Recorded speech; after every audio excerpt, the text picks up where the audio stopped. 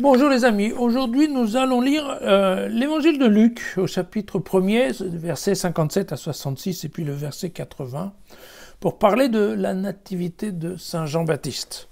Donc je vous l'ai dit, dans notre programme, normalement, on essaye de se focaliser sur la lecture d'un livre de l'Ancien Testament pendant la semaine et puis la lecture de l'évangile du dimanche le dimanche, mais au milieu, si dans le programme officiel de l'Église, pour les lectures du jour, il y a un passage de l'évangile de Luc, et bien comme nous sommes l'année Luc, alors à ce moment-là, on prend l'évangile de Luc, la lecture du jour, et c'est ce que nous allons faire.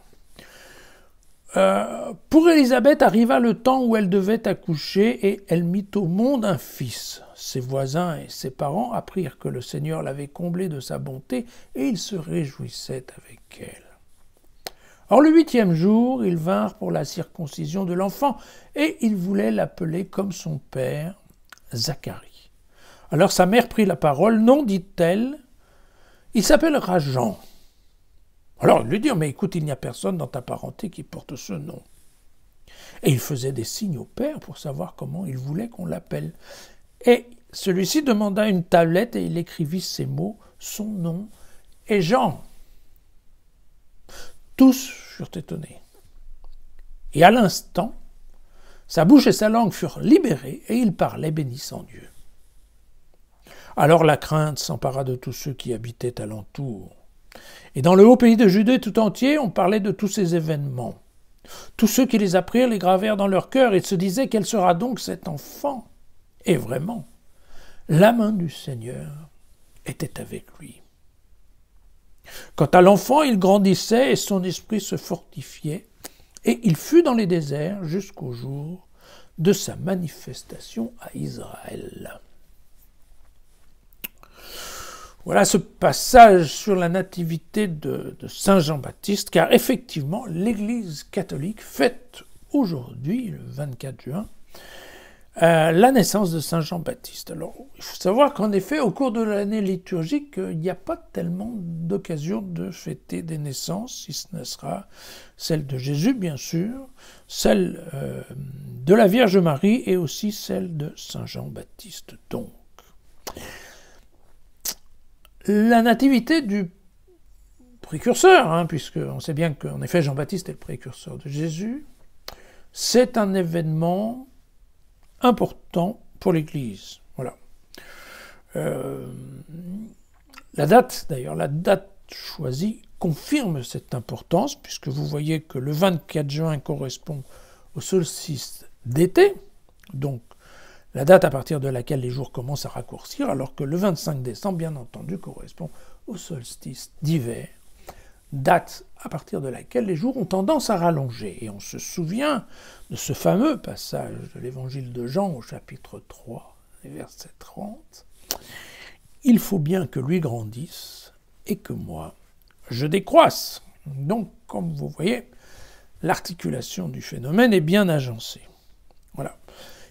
N'oublions pas que cette histoire de cousinage et de vie parallèle, de Jean-Baptiste et de Jésus, c'est une spécificité littéraire de Luc, qui n'aura pas été reprise d'ailleurs ni par Matthieu ni par Jean. C'est vraiment une œuvre de création littéraire qu'il convient de conserver à ce niveau-là. Attention aux vérités un peu trop vite assumées. Voilà. Ceci étant, l'œuvre de Luc est vraiment bien faite, puisque quand même un certain nombre de choses étranges se passent au moment de la naissance de Saint Jean-Baptiste. Si vous regardez bien, Zacharie est vieux, sa femme n'est plus du tout en âge d'enfanter.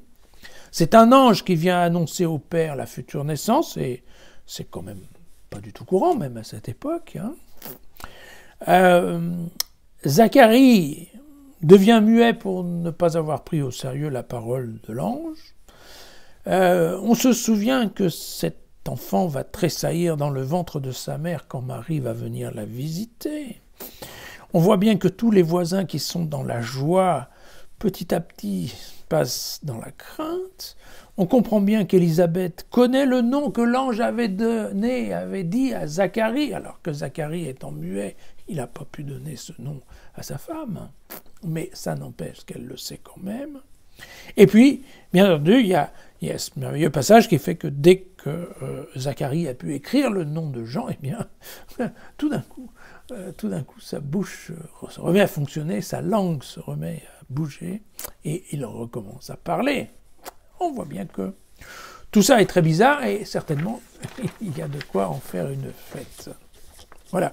Concernant donc, cette venue de Jean-Baptiste, qui est considéré comme le dernier des grands prophètes humains, hein, Jésus n'étant pas de la même nature, eh bien, il faut se souvenir aussi que sa venue aurait été annoncée dans le livre du prophète Malachie, ce serait au chapitre 3, premier verset, « Voici, j'envoie mon messager, il aplanira le chemin devant moi. Subitement, il entrera dans son temple, le maître que vous cherchez, l'ange de l'alliance que vous désirez. Le voici qui vient, dit le Seigneur, le Tout-Puissant. » Voilà, une belle histoire. Une belle histoire, vraiment. Une histoire d'église, certes, mais une belle histoire quand même. Voilà, à demain.